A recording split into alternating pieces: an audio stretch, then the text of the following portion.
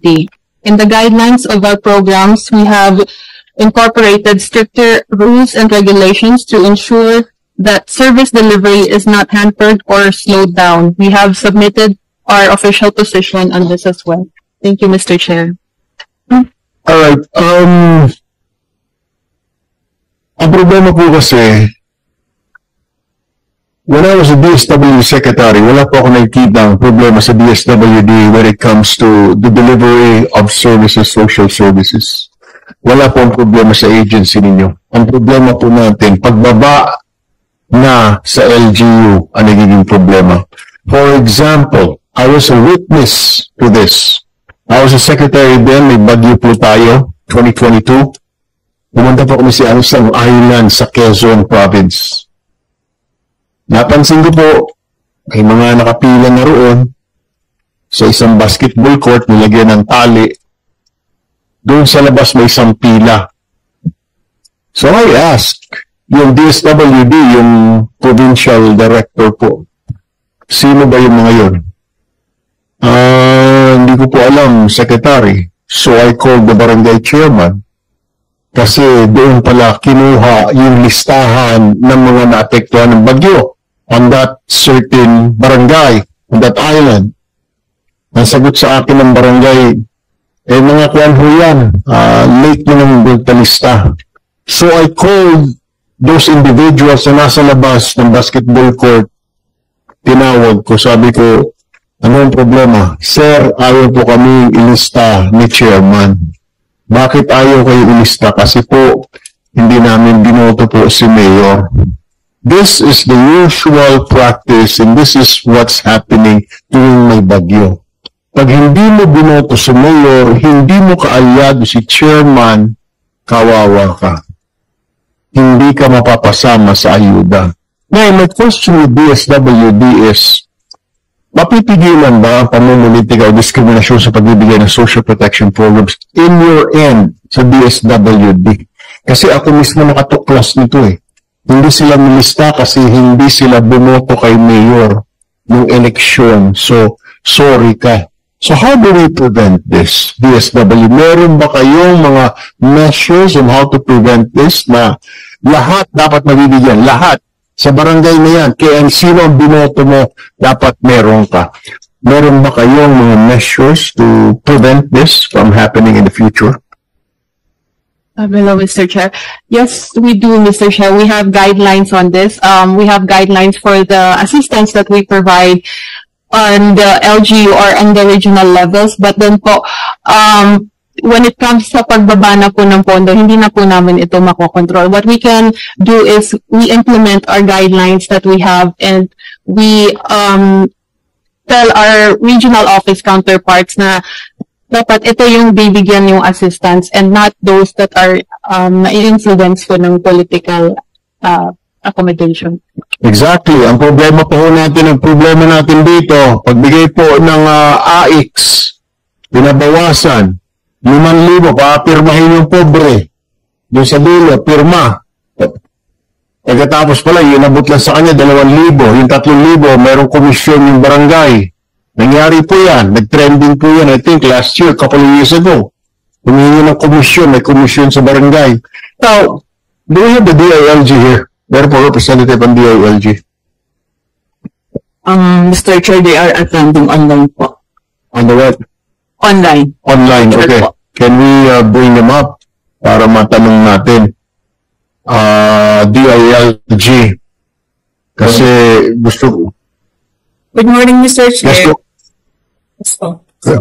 Who am I speaking with? Who's this? Good morning, Mr. Chair. I'm Paolo Florentino po from the Legal Service Division. And together with me po is Ma'am Jasmine Maruhon po. Yes. All right. Attorney, right? Yes po, Mr. Chair. All right. Attorney, may mga parusa po ba na ito po, matagal na nating naririnig, ilang taon na, nung pandemic, inuna ni chairman yung mga kamag-anak, inuna ni Kagayad, inuna ni Mayor, na mabigyan ng ayuda, ng budget, yung mga kamag-anak nila, supporter nila. Yung hindi nila supporter, tsaka na lang. meron ho ba tayong measures, meron po ba tayong nakalatag na mga alituntunin para hindi po maulit ito, pero nauulit po, paulit-ulit. Ang problema po pagbibigay ng ayuda, wala po sa DSWD. Ang problema pag bumaba na po sa LGU. Meron po ba kayong ganyang klaseng alituntunin, attorney? Thank you for that question, Mr. Chair. The department is not cognizant of this issue. That's why we fully support this proposed bill po. As to the measure po, we can only do so much because the department's function is constrained to supervision. So we do issue guidelines for compliance, and we also incentivize compliance ng local government. But the department believes that the effective and the responsive measure would be this proposed bill, and we fully support this. Sana po ma-enact mo so into law, penalizing po such practice. Thank you po. So you're saying na wala po tayong batas na magpaparusa doon sa mga opisyalis ng gobyerno, whether appointed or elected, pag namili sila, wala po tayong ganung batas, hindi pwedeng parusahan o yung manghingi ng komisyon? Attorney, DILG. Concerning, Mr. Chair, on this particular matter po, wala pa po tayong law penalizing such act, Mr. Chair. So, that's why this department fully supports na ma-implement, ma-enact po itong bill na ito to prevent these malicious acts po against our beloved senior citizens po, Mr. Chair. Also, meron po ba kayong hotline? Kayo ho sa DILG o sa DSWD na pwede mo magreklamo na ako po hindi nabigyan ng ayuda dahil ako po hindi pinalista ni chairman? Meron po ba? Unahin ko na muna ang DILG. Do you have that hotline where they can complain from the barangay level? Attorney? We do have a hotline po. Sa emergency, they can call, and they can also bring their concern po sa regional offices po namin, and we do act accordingly po.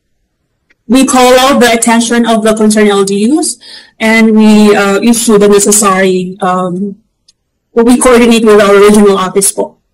Sa ilang araw ho, bago ma-aksyonan yung reklamo, mamatay na ho yung tinamaan ng bagyo, wala siyang makain ng 2 to 3 days.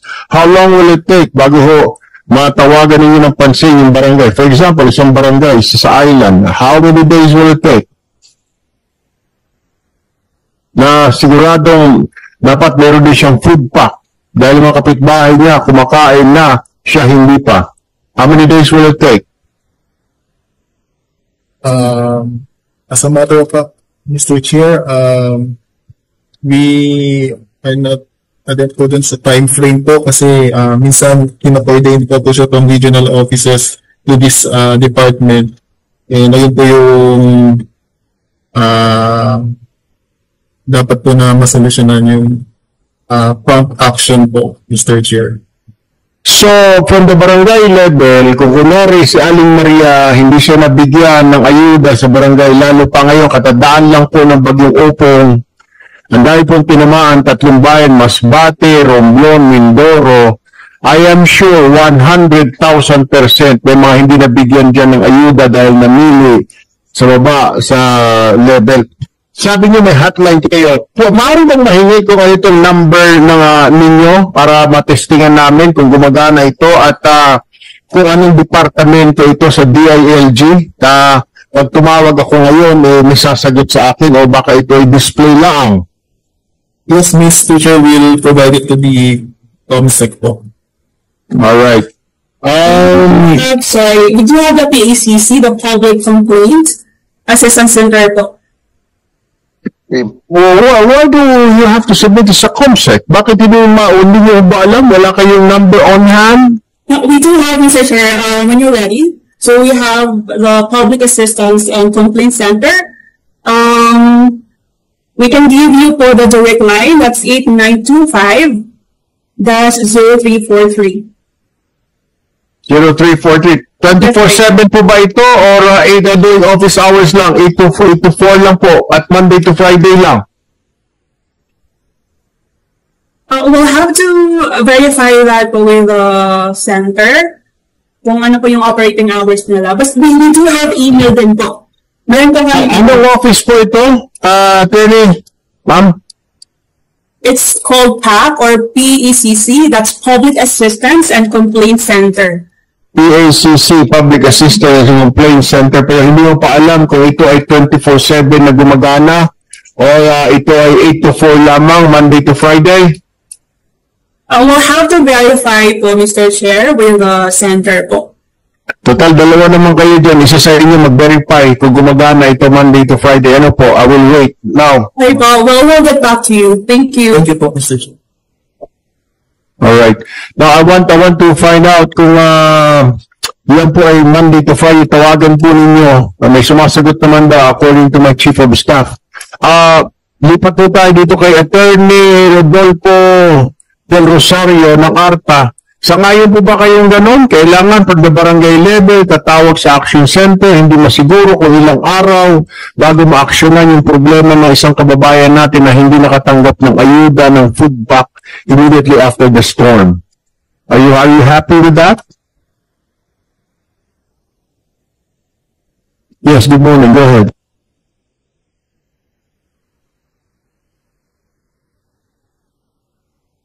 Po nakalagay po sa ating Citizens Charter yung resolution of the complaints, and this is considered as important action.